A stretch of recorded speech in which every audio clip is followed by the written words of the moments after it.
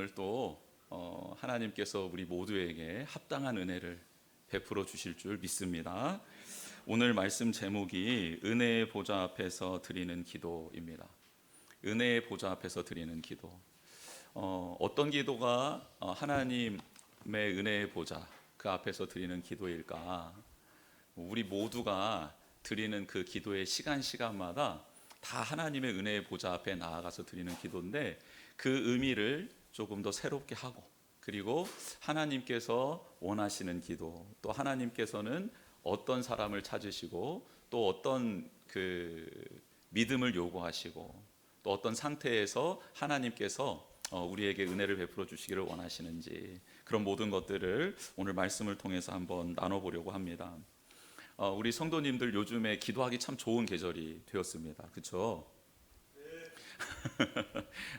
독서의 계절이기도 하지만, 그리고 또 많이 음식을, 또 맛있는 음식을 많이 먹을 수 있는 계절이기도 하지만, 특별히 기도하기 좋은 계절이 됐습니다. 그렇죠? 너무 춥지도 않고 너무 덥지도 않은 딱 좋은 기도하기 좋은 계절인데, 우리 성도님들 기도의 생활이 어떠신지 한번 이렇게 좀 점검해 보셨으면 좋겠고, 기도의 왕도는 없습니다. 그런데 기도에 게으른 사람들이 참 많죠. 왕도는 없는데 게으른 사람, 안 하는 사람이 너무 많습니다. 그런데 하다 보면 그 길이 열리고, 하다 보면 그 은혜가 충만하게 누려지고, 그 기도를 통해 우리가 새롭게 되는 것인데, 우리가 그 기도를 좀 소중하게 여기고 그 자리를 잘 구별하는 우리 성도님들이 되었으면 좋겠습니다. 오늘 말씀 히브리서는 개종한 유대인들에게 히브리서 기자가 예수님을 온전히 믿고 그 신앙을 좀 잘 지켰으면 좋겠다라는 권면의 내용으로 기록된 하나님의 말씀입니다. 당시 개종한 유대인들은 많은 핍박을 받고 있었어요. 그래서 그로 인해 배교의 사건들이 정말 많이 일어났던 상황이었습니다. 얼마나 힘들었으면 예수님을 모른다고 이렇게 부인했겠습니까? 우리도 예수님을 진지하게 믿고 따르다 보면 참 많은 수고로움이 있고, 때로는 예수님을 믿는다라는 말을 하지 않고 살았으면 좋겠다라는 경우도 있지 않습니까? 정직하게 살기 위해 얼마나 노력하고 계십니까? 또 거짓말하지 않기 위해서 부단히 애쓰고 있지 않습니까? 서로 사랑을 실천하기 위해서도 인내하고 참는 부분이 참 많이 있습니다. 너무 어려운 것이죠. 무엇보다 하나님의 뜻을 이루기 위해 세상의 가치를 거스르는 일은 너무나도 힘들고 어렵습니다. 그냥 그리스도인이 아니라고 할까? 그리고 밥 먹을 때 기도하지 말까? 그리고 아침에 일찍 가서 경건 시간 큐티 하는 거 잠깐 접어둘까? 이런 생각들을 많이 하게 되는 거죠. 초대 교회 교인들의 신앙 지키기 위한 그들의 믿음의 싸움은 훨씬 더 어려웠고 큰 대가를 치러야 했습니다. 인간다운 삶을 살 수가 없었습니다. 경제 활동을 할 수 없었어요. 표식이 있어야 생필품을 살 수 있었는데, 그 표식은 내가 황제를 섬기는 사람입니다 라는 필증이었습니다. 교육도 제대로 받지 못했고 함께 생활할 수도 없었습니다. 걸어다니는 길이 달랐다고 합니다. 황제의 필증, 나는 황제를 섬기는 사람입니다라는 필증이 있는 사람은 높은 길을, 그렇지 않은 사람들은 낮은 길을 걸어 다녔다고 해요. 얼마나 힘들었겠습니까? 그러니 배교가 심심찮게 일어났던 것이죠. 히브리서 기자는 이런 성도들의 삶을 너무 잘 알고 있었습니다. 왜냐하면 본인 또한 그런 삶을 살고 있었기 때문입니다. 안타까운 마음에 성령의 감동으로 하나님의 말씀을 써 내려가기 시작합니다. 왜 믿음이 흔들리는 걸까? 왜 배교를 하는 것일까? 왜 우리는 믿음의 인내, 참는 수고를 내려놓고 쉬운 길을 선택하는 걸까? 이런 질문을 가지고 히브리서 기자는 성령의 감동으로 하나님 말씀을 써 내려갑니다. 그러면서 그가 발견한 것은 예수 그리스도가 누구신지를 바로 알지 못하기 때문에 이런 일들이 일어난다라는 것을 깨닫게 되죠. 그래서 히브리서 기자는 당시 유대인들이 능력의 존재로 섬기기까지 했던 천사를 소개하면서, 너희들이 믿고 우리가 믿고 있는 이 예수 그리스도는 천사보다 더 크신 분이다 라는 것을 히브리서 초반에 소개를 합니다. 또한 유대인들이 가장 존경하는 인물로 하나님의 율법을 받은 위대한 지도자 모세를 존경하고 그의 뒤를 따르고 있었는데, 히브리서 기자는 그 모세를 소개하면서 모세보다 더 크시고 위대한 분이 있는데 그분이 바로 우리가 믿고 따르는 예수 그리스도라라고 가르쳐 주고 있습니다. 그리고 오늘 본문에 이르러서는 구약의 어떤 제사장보다 위대하신 분, 대제사장이신 예수 그리스도를 밝히고 있습니다. 여러분, 구약의 제사장들 참 위대한 일들을 감당했습니다. 하나님이 아론을 구별하셨고 아론의 가문에서만 제사장이 나올 수 있도록 하셨어요. 그리고 아론을 대제사장으로 임명해 주셨습니다. 그리고 그 제사장의 역할은 무엇입니까? 죄 많은 백성들이 하나님께 나아갈 수 있도록 그 중간에서 중보자의 역할을 감당했던 것이죠. 그런데 이 하나님이 세워주셨던 구약의 제사장들의 한계는 너무나도 분명했습니다. 무엇이냐면 하나님이 세우신 사람인 제사장들은 죄가 있었습니다. 그래서 하나님 앞에 나아가기 전에 본인의 죄를 사하는 속죄죄를 드리지 않고 하나님의 제단을 올라갔다가는 바로 죽임을 당했습니다. 대제사장일지라도 민족의 모든 지도 권한을 갖고 다스릴 권한을 갖고 하나님의 말씀을 선포했던 대제사장일지라도 1년에 한 번 지성소 하나님의 임재 가운데 들어갈 때는 속죄죄, 자신의 죄를 고백하지 않고서는 들어갈 수 없었고, 제대로 죄를 고백하지 않았다면 들어가서 죽임을 당하는 일을 맞이하게 되었던 것이죠. 즉 인간 제사장은 죄가 있었습니다. 그리고 그의 임기가 정해져 있었습니다. 한계가 있었던 것이죠. 그런데 사람의 제사장이 아니라 예수 그리스도의 대제사장의 직분은 그렇지 않다라는 거예요. 예수 그리스도는 우선 죄가 없으십니다. 죄가 없으세요. 죄가 없으신데 죄가 없으심에도 불구하고 자기 자신을 속죄 제물로 드리신 분이 바로 예수 그리스도입니다. 하나님의 구원 계획을 완성하시기 위하여 중보자의 자리에 서서 어떤 다른 짐승을 혹은 죄 있는 어떤 피조물을 드린 게 아니라 죄가 없으신 자신의 생명을 내어 드림으로 완전한 영 단번의 속죄제를 드리신 분이 바로 예수 그리스도이십니다. 그 예수님은 뿐만 아니라 사망 권세를 이기시고 부활하셨습니다. 오늘 본문 말씀에는 승천하신 이가 예수님이다라고 기록되어져 있죠. 사망 권세를 이기시고 부활하신 주님이 승천하셨다라는 내용입니다. 예수님은 임기가 정해져 있는 분이 아니라는 거죠. 이제 부활하신 예수 그리스도는 그 대제사장의 사명을 영원토록 감당하실 수 있는 분이다라고 히브리서 기자는 초대교회 핍박 중에 있는 개종한 유대인들에게 그들이 잘 알고 있는 제사장의 직분을 들어가며 설명하고 있는 것입니다. 대제사장은 백성을 대표하는 사람입니다. 또한 하나님의 말씀을 전하고 하나님을 잘 알고 긴밀한 관계를 맺고 있는 사람이 또한 대제사장이어야 했습니다. 백성을 대표하는 사람이기에 백성을 그 누구보다도 잘 알아야 했고, 그래서 하나님을 잘 알고 백성을 잘 아는 이 대제사장이 중간에서 중보의 역할을 감당하고 있었던 것이죠.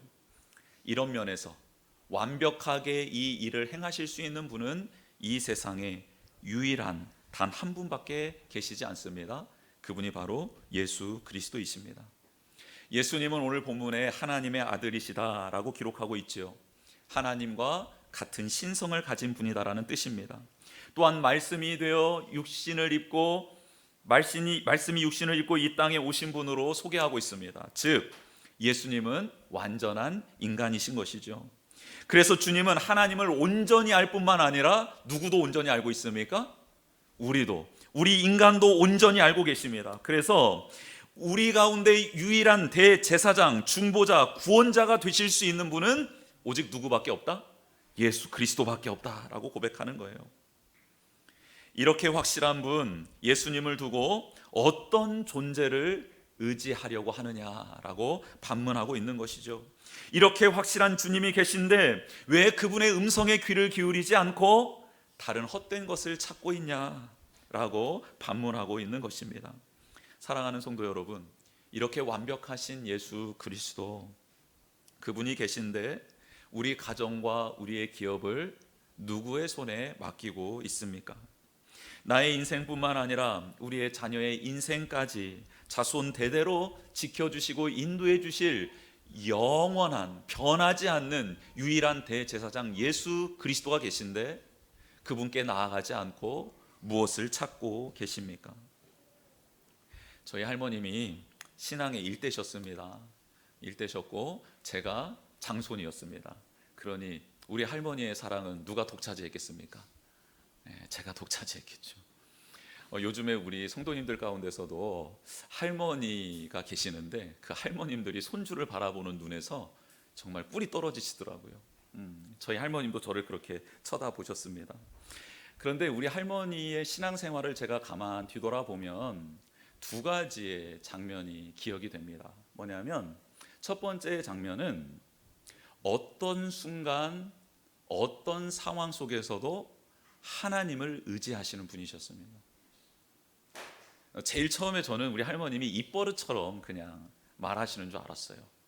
무슨 일을 컵을 들 때도 아버지 이러시는, 넘어지실 때 아이고 아버지, 빨래를 개실 때도 아버지, 아무튼 뭘 하든 아버지를 부르세요. 그렇게 아버지. 그래서 우리 할머니가 이게 아버님을 되게 존경하셨나? 어렸을 때는 그랬는데 그게 아니라 그렇게 무슨 일을 할 때마다 부르셨던 그분이 하나님 아버지셨던 거예요. 근데 그게 입버릇이 아니라 그분의 삶이셨던 거예요.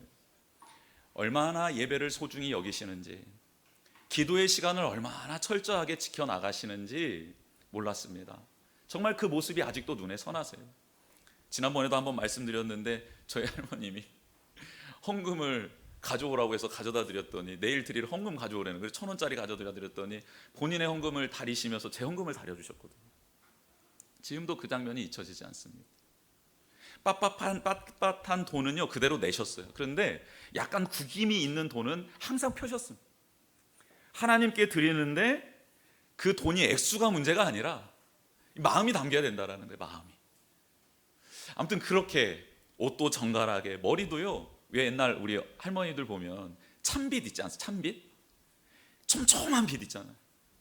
그거를요 무슨 기름인지는 모르겠어요. 참기름은 아니었던 것 같아요. 아무튼 무슨 뭘 바르셔서 머리카락 한 오락이라도 이게 삐져나오면 안 돼요. 완벽하게. 그래서 비녀를 탁 꽂으시는, 정말 파리가 앉아도 미끄러질 것 같아요. 파리가. 그 정도로 정갈하게, 그러니까 하나님 앞에서의 모습인 거죠. 물론 우리가 그렇게 살아가야 된다는 건 아니지만 우리의 마음이 그런 준비가 되어야 된다는 거죠. 모든 상황 속에서 하나님을 찾으시고 하나님 앞에 어떻게 나아가야 하는지 그 기본 자세를 우리에게 가르쳐 주셨습니다. 그리고 또 한 가지의 장면이 있어요. 뭐냐면 그렇게 하나님을 사랑하셨던 저희 할머님이 우리 자녀 손들의 아픈 문제들이 있지 않습니까? 그런데 그 문제의 상황 가운데 꼭 오셔서 기쁨으로, 감사함으로, 사랑으로 그 아픈 자녀와 손들을 만져주시고 위로해 주시고 그들을 위해 사랑의 실천을 하셨다라는 거예요. 저는 이 장면을 또한 잊을 수가 없습니다. 하나님을 어떻게 바라보고 있느냐? 하나님이 누구시냐? 바로 나의 마음을 받아주시는 분, 그리고 나의 이 간절한 기도의 제목에 응답해 주시는 분, 상처 입은 자, 가정에 큰 시험을 당한 자, 그런 자 가운데 들어가셔서 그들을 만져주실 때 하나님은 나를 통해, 나의 이 빈약한 손을 통해 그들을 위로해 주실 거다, 나의 입술의 이 기도를 통해 하나님이 그들을 만져주실 거다라는 확신이 있어서 그렇게 섬기셨던 분이 저희 할머님이셨습니다. 그런데요, 저희 할머님 무단히 많은 세월의 풍파를 겪으셨던 분이십니다.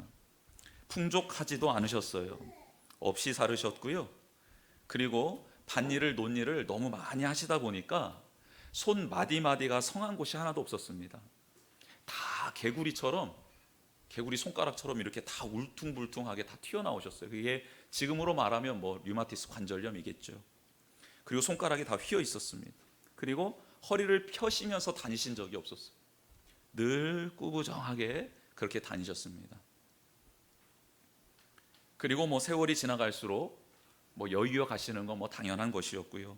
그런데요, 그런 할머니의 모습은 너무너무 아름다웠습니다. 너무너무 강해 보였습니다.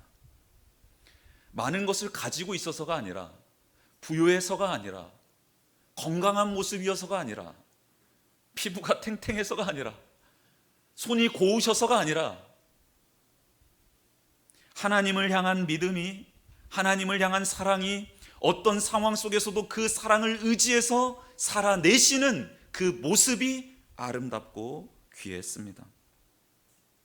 지금도 하나님은 하나님을 의지하는 사람을 찾고 있습니다. 뭐 위대한 일을 해서, 위대한 업적을 내어서 하나님이 그 사람을 위대하다, 나를 의지하고 있거나가 아닙니다. 말씀드렸던 것처럼 삶의 자리에, 작은 자리에 그 하나님을 의지하는 믿음을 가지고 소중히 여기며 그 하나님을 바라고 사랑의 작은 실천을 하고 있는 사람을 찾고 계시는 것이죠. 여러분, 신앙생활을 하다 보면 빨리 버려야 할 것이 있습니다. 그게 뭡니까? 죄의 습성입니다. 악을 꾀하는 생각입니다. 탐욕입니다. 정욕이에요. 거짓이고 위선이고 교만이죠. 이런 것들은 빨리빨리 버려야 합니다. 그런데요, 신앙생활을 하면서 꼭 붙들어야 할 것이 있습니다. 그게 무엇입니까? 오늘 말씀에 나와 있습니다. 14절 말씀입니다. 우리가 믿는 도리를 굳게 잡을지어다. 여러분, 신앙생활을 하면서 꼭 붙들어야 될 게 있는데 그게 믿는 도리입니다. 이것을 원어적으로 풀어보면 신앙 고백입니다. 즉, 믿음의 도리가 무엇인가? 신앙 고백이라는 거예요. 신앙 고백. 사랑하는 성도 여러분, 예수님이 누구십니까? 예수님이 무엇을 하셨습니까? 그 예수님은 나와 어떤 관계이지요? 예수님을 어떻게 사랑하며 따르고 있는지를 고백해야 한다라는 것입니다.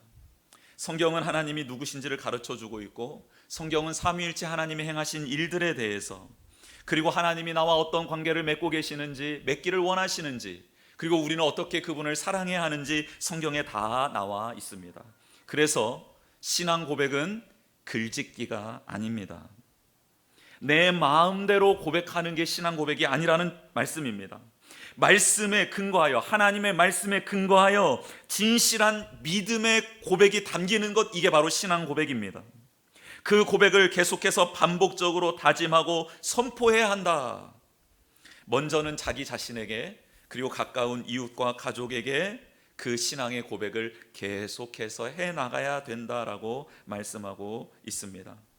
그 신앙 고백을 굳건하게 붙잡아라 라는 것은 강하게 붙들고 깊은 관계를 맺는다는 뜻인데요, 신앙 고백과 깊은 관계를 맺는다? 이건 말이 좀 이상하죠? 그래서 신앙 고백의 대상이신 삼위일체 하나님과 깊은 관계를 형성하는 게 바로 믿음의 도리를 굳게 잡는 것입니다. 여러분, 학교에 가면 열심히 공부해야 되죠. 제가 이제 신학교에 들어갔는데 공부 열심히 해야 되는 것 아닙니까? 그런데 그 공부를 열심히 하기 위해 들어간 그 학교에 이제 채플실이 있는데, 채플실을 이렇게 들어가는 입구에 큰 벽이 하나가 있습니다. 근데 양쪽에 학훈을 적어놨어요. 그게 뭐냐면 경건과 학문입니다. 공부를 열심히 하러 들어온 학생들에게 학문에 대해서 정진하라고 가르치는 것은, 뭐 이렇게 가르치는 것은 이해가 되는데, 경건에 대해서 강조하는 게 조금 의아했습니다. 그런데 신학생들에게 학교는, 교수님들은 이 경건과 학문을 균형 있게 잡아가야 된다라고 늘 가르치는 거예요. 그러면서 이제 배워가게 되는 것이죠. 그러면서 이 순서가 중요하다라고 늘 강조하셨습니다. 첫 번째, 경건이 먼저, 그리고 난 다음 학문이 충만하게 채워지기를 원한다라고 가르쳐 주셨습니다. 이 순서가 바뀌지 않아야 합니다. 이 순서가 바뀌지 않아야 돼요. 그래서 학교 다닐 때 매일매일 채플 시간이 있었습니다. 예배 드리는 시간이 있었는데, 그 예배 시간이 언제냐? 잠이 깨고 육신이 깨어나는 시간, 그리고 가장 집중할 수 있는 시간, 그 시간을 예배 시간으로 드렸습니다. 그게 바로 오전 11시 15분부터 12시까지 45분간 예배를 드리는 거였습니다. 여러분, 저는 그게 우리의 삶의 중요한 원리라고 생각됩니다. 사랑하는 성도 여러분, 우리의 가장 소중한 시간, 맑은 정신으로 건강한 모습으로 하나님 앞에 설 수 있는 그 시간을 주님께 드리고 있습니까? 아니면 내가 정해놓은 시간, 내가 하나님께 구별해 놓은 그 시간에 나의 정신이 맑아질 수 있도록, 나의 몸이 깨어 있을 수 있도록 노력하고 계십니까? 신앙 고백이 없는 신앙 생활은 위험합니다. 기초가 흔들리는 것 위에 집을 짓는 것과 마찬가지이지요. 이 신앙 고백은 하나님과의 긴밀한 관계 안에서만 나타나는 것입니다. 말씀을 읽고 묵상하는 자만이 신앙 고백을 할 수 있는 거예요. 하나님은 이런 분이시구나, 예수님은 이런 분이시구나, 성령님은 이런 분이시구나, 나와 이런 관계를 맺기를 원하시는 거구나, 나에게 이런 것을 가르쳐 주시는 분이구나, 나는 그분 삼위일체 하나님과 이런 관계를 맺어야 되는 거구나, 매일매일 신앙 고백을 할 수 있는 것이죠. 사랑하는 성도 여러분, 신앙 고백, 이 고백 안에 담긴 삼위일체 하나님과 친밀한 관계를 맺어가는 우리 모두가 되기를 주님의 이름으로 축복합니다. 예수님은 우리의 연약함을 또한 공감해 주시는 분입니다. 구약시대 대제사장, 또 제사장들은 판단하는 자였습니다. 그래서 몸에 피부병이 생기면 오면 너 격리, 너는 이렇게 해, 판단해 주는 사람이었습니다. 그래서 병을 앓거나 죄를 지은 사람이 제사장 앞에 서면 그 제사장은 두려운 존재였습니다. 왜냐하면 그 사람의 판단에 따라 공동체를 떠날 수도 있고 격리될 수도 있고 다시 돌아갈 수도 있기 때문입니다. 그러나 우리 주님은 오늘 우리를 판단하시는 분으로 서 계십니까? 아니면 연약함을 공감해 주시는 분으로 서 계십니까? 오늘 성경 본문 15절 말씀입니다. 우리에게 있는 대제사장은 우리의 연약함을 동정하지 못하시리가 아니요 모든 일에 우리와 똑같이 시험을 받으신 이로되 죄는 없으시니라 라고 기록합니다. 오늘 본문에 쓰인 이 연약함이라는 단어는요, 신체와 정신과 영혼의 연약함을 나타내는 의학적 종교적 용어입니다.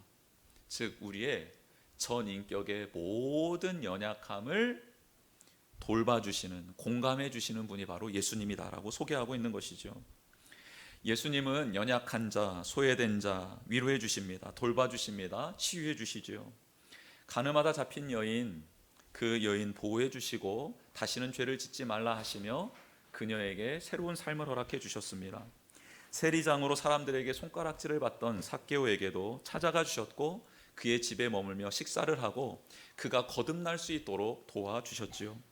베데스다 연못에서 38년 동안 치유를 바라고 있었던 그 병자에게 예수님은 친히 가셨고 네가 낫고자 하느냐 물으시며 그의 소원을 들어주시고 그를 온전케 회복시켜 주셨던 게 예수님이십니다.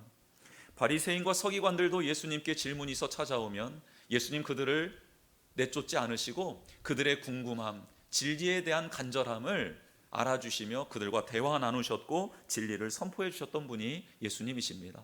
부자를 외면하셨나요? 아니요, 부자도 다가오는 부자에게 진리의 말씀을 선포해 주시고 새로운 삶을 살아가도록 권면해 주셨던 게 바로 예수님입니다. 예수님은 부하거나 가난하거나 건강하거나 약하거나 병든 자나 모든 자에게 그들의 연약함을 감싸주고 그들을 돌봐주시고 치유해 주셨던 분이 바로 예수님입니다. 저도 가만 저의 삶을 뒤돌아보면 제가 좀 잘 나갈 때가 있었습니다. 그러니까 기고만장했을 때죠. 예수님을 제대로 알지도 못하고 얄팍한 지식과 배움을 가지고 자기 잘난 맛에 살아갔던 적이 있었습니다. 그때 주변에는 참 많은 사람도 있었고 인정도 해주고 칭찬도 많이 해줬습니다. 그런데 그때 하나님은 저를 가깝게 찾아오시거나 다가오시거나 그 은혜를 깨닫거나 느낄 수 있도록 인도해 주시지 않았습니다. 그런데 모든 사람이 떠나고 홀로 남았을 때가 있었습니다.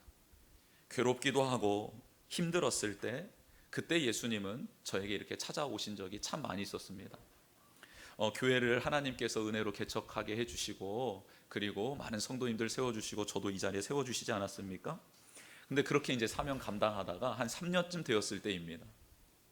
코로나가 이제 계속 심하게 유지되고 있었을 때 아닙니까? 그때 제 안에 좀 이렇게 큰 부담감이 좀 있었습니다. 근데 그게 저를 좀 많이 눌렀어요. 그래서 기쁘지도 않고 행복하지도 않고 찬양을 해도 또 말씀을 봐도 그렇게 뭔가 내 안에 영에 생기가 돌지 않는 것 같았습니다. 그래서 날을 정해서 하나님께 좀 기도했어요. 하나님, 제가 왜 이렇게 기쁨이 없는지 모르겠어요. 왜 이렇게 생기가 없는지 모르겠어요. 그리고 왜 이렇게 처지는지 모르겠어요. 그리고 답답해요. 좀 떠나고 싶어요. 왜 저는 왜 매 주일마다 교회를 가야 할까요? 이런 질문들을 했단 말이에요. 활력이 없어지자 기력도 없어지고 입맛도 떨어지고 만나고 싶지도 않고 막 이렇게 되는 겁니다. 근데 이거 하나님이 원하시는 모습 아니잖아요. 그래서 하나님께 계속 질문했습니다. 하나님, 이유를 좀 알려주십시오. 하나님, 뭐가 문제입니까? 가르쳐 주시면 제가 한번 회복되기를 위해서 애쓰고 노력하고 싶습니다. 그렇게 기도하면서 3일째가 되던 날 하나님께서 이런 감동을 주시는 거예요. 금요일에 전해드렸던 말씀입니다. 너의 짐을 나에게 내려놔라 라는 말씀, 그런 감동이었어요. 왜 네가 다 책임지려고 하냐? 모든 것을 왜 너의 책임으로 다 돌리고 있니? 그러지 말아라. 좀 내게 내려놓고 나와 함께 가보자 라는 말씀이었습니다. 근데 너무 큰 위로가 되더라고요. 정말 마음이 가벼워지고 기쁨이 차오르기 시작했습니다. 근데 그 이유가 무엇일까? 곰곰이 생각해 보니까 예수님이 저의 마음에, 저의 아픔에 공감해 주셨던 게 컸던 것 같아요. 아, 하나님도 내 마음을 알고 계시는구나. 나의 이 아픔을, 답답함을 알고 계시는구나. 내가 감당할 수도 없는데 그 책임감 가운데 허덕이고 있었던 나를 알고 계셨던 게 바로 주님이셨구나 라는 그 주님의 공감이 저를 회복시켜 주시고 다시 살려 주셨습니다. 예수님 이 땅에 오셔서 굶주림, 목마름, 오해, 피곤함, 가난, 슬픔, 애통, 분노, 배신, 욕설, 고통, 탄식, 조롱 등 인간이 경험할 수 있는 그 모든 것을 다 경험하셨습니다. 시험을 당하셨던 것이죠. 죄가 없기 때문에 죄 때문인 것은 아닙니다. 그런데 죄가 없으신 그분이 왜 이런 고난과 시험을 당하셔야만 했을까요? 그 이유는 무엇일까요? 바로 우리를 구원해 주시기 위함입니다. 우리를 위로해 주시고 우리를 안아주시기 위하여서 그 모든 것을 다 담당하신 것이죠. 우리 속에서 역사하시고 싶으셔서 죄악 가운데 있는 우리를 구원해 주시고 우리 대신 맞아주시고 우리 대신 아파주시고 우리 대신 눈물 흘려주시기 위해서 그 모든 것을 담당하신 것입니다. 여러분, 너무 험한 세상 아닙니까? 이 험한 세상 살아가기 위해서 주님은 우리에게 꼭 이 두 가지를 주기를 원한다, 오늘 말씀해 주고 있습니다. 주님이 우리에게 꼭 주고 싶은 그 두 가지는 무엇입니까? 그게 바로 16절에 나와 있지요. 우리 16절 말씀 같이 한번 읽어보겠습니다. 시작. 그러므로 우리는 긍휼하심을 받고 때를 따라 돕는 은혜를 얻기 위하여 은혜의 보좌 앞에 담대히 나아갈 것이니라. 두 가지는 긍휼과 때를 따라 돕는 은혜입니다. 좀 더 쉬운 말로 풀어보면요, 긍휼은 하나님의 자비하심을 말합니다. 우리는 하나님 자비하심 없다면 살아갈 수 없는 존재지요. 우리는 주님을 늘 배반하지 않습니까? 제멋대로 살아가지 않습니까? 자녀가 부모를 향해 험한 말을 할 때가 있습니다. 그렇죠? 험한 행동도 할 때가 있습니다. 그게 비수처럼 날아와 꽂힐 때가 있어요. 그럼 내가 왜 살아야 하나? 이런 후회가 들 때도 있죠. 그러나 부모는 자녀를 향한 긍휼의 마음, 자비의 마음으로 그 모든 것을 받아내며 참아내고 그 자녀를 다시 끌어안습니다. 이게 부모 아닙니까? 하나님도 마찬가지입니다. 우리의 죄악과 허물로 말미암아 우리 안에 도단한 수많은 가시들이 있지 않습니까? 가시투성이인 우리를 하나님은 안아주십니다. 주님은 우리를 안으시면서 살이 찢기고 그리고 상처가 나게 마련이지요. 그런데 그 고통을 참으십니다. 도망가려는 우리를 더 진하게 끌어안아 주십니다. 그 가시가 주님을 더 깊게 찌르지요. 그러나 놓아주시지 않습니다. 이게 바로 주님의 자비입니다. 때를 따라 돕는 은혜는 적절한 때에 받는 도움을 말합니다. 지금 죽어가는 환자에게 필요한 것은 그를 살릴 수 있는 의사 아닙니까? 그를 정확하게 진단하고 처치할 수 있는 의사 아닙니까? 응급 환자에게 뛰어가는 의사의 모습을 상상해 보시면 오늘 때를 따라 돕는 은혜에 대한 하나님의 모습을 그대로 표현한다고 볼 수 있겠습니다. 우리가 위기에 처하고 곤란한 상황에 처해서 하나님께 도움을 구할 때 있지 않습니까? 아니, 도움을 구해야 되겠다라는 마음은 먹지만 행동할 수 없을 때 있지 않습니까? 아니, 그런 생각도 못할 때 있지 않습니까? 그럼에도 불구하고 그 하나님은 우리에게 정확한 때에 그 시간에 달려오셔서 우리를 구원해 주시는 분이 바로 하나님 주님이시다라고 말씀하고 있습니다. 여러분, 응급 환자는 정확한 때를 놓치면 더 이상 어떤 누구의 도움도 받을 수 없는 상태, 도움이 필요 없는 상태가 되고 말지요. 마찬가지입니다. 우리가 신앙생활을 할 때에도 적절한 도움이 필요할 때가 있습니다. 그런데 하나님은, 주님은 그 타이밍을 정확하게 아시고 그 모든 상황에서 우리를 건져내실 수 있는 능력이 있으신 분임을 믿습니다. 당시 유대인들이 지냈던 상황 속에 헬라 문화가 꽃피우고 있었지요. 헬라 문화는 신들에 대해서 이렇게 말합니다. 신들은 감각이 없다, 무감각이다 라고 표현하고 있었습니다. 그리고 그들이 지내는 세계는 너무 완벽하기 때문에 우리의 인간 세계와 단절되어 있다라고 그들의 신관을 정립했고 그렇게 가르치고 그게 문화로 자리 잡혀 있었던 게 헬라 문화였습니다. 그런데 그 상황 가운데 예수님은, 하나님은 그런 분이 아니다라고 말씀하고 있는 거죠. 실로 파격적인 신의 모습을 우리에게 보여주고 있습니다. 인간의 논리와 철학, 신념을 초월하는 하나님의 모습, 주님의 모습을 우리에게 말씀해 주고 있는 거예요. 아니, 하나님, 천지를 창조하신 하나님은 너희를 홀로 두지 않아. 그래서 말씀이셨던 내가, 말씀이었던 내가 바로 육신을 입고 너희들에게 온 것 아니겠니? 그리고 너희들에게 다가온 이유는 너희들을 공감하기 위함이야. 너희들을 위로하기 위함이야. 그 아픔을 다 내가 체험했기에 너희를 도울 수 있는 자로 내가 너희와 함께하는 거야 라고 말씀해 주고 있습니다. 이런 자비와 정확한 도움을 받을 수 있기 위해서 예수님은 지금 우리에게 초대하고 계십니다. 나의 보혈을 의지해서 하나님 은혜의 보좌 앞으로 나아오라 라고 말씀하고 있습니다. 여러분, 예수 그리스도의 보혈을 의지하지 않고 하나님 앞에 서면요, 하나님의 그 보좌는 심판의 보좌가 됩니다. 그런데 주님의 보혈을 의지해서 하나님 보좌 앞에 서면요, 그 보좌는 은혜의 보좌가 되는 줄 믿습니다. 이제 우리 매 순간 정말 담대하게 예수 그리스도의 이름을 의지하여, 보혈을 의지하여 주님 앞에 서기를 원합니다. 개인의 기도, 가족 전체가 모여서 드리는 기도, 공동체가 함께 드리는 기도의 자리를 힘쓰셨으면 좋겠습니다. 그리고 예수님에 대한 신앙 고백 계속해서 드리고 우리의 연약함을 아시고 공감해 주시는 주님의 이름으로 자비와 우리를 도우시는 은혜를 주시는 하나님 앞에 나아가는 우리 모두가 되기를 주님의 이름으로 축복합니다. 이 시간 주보의 내용 채워보겠습니다.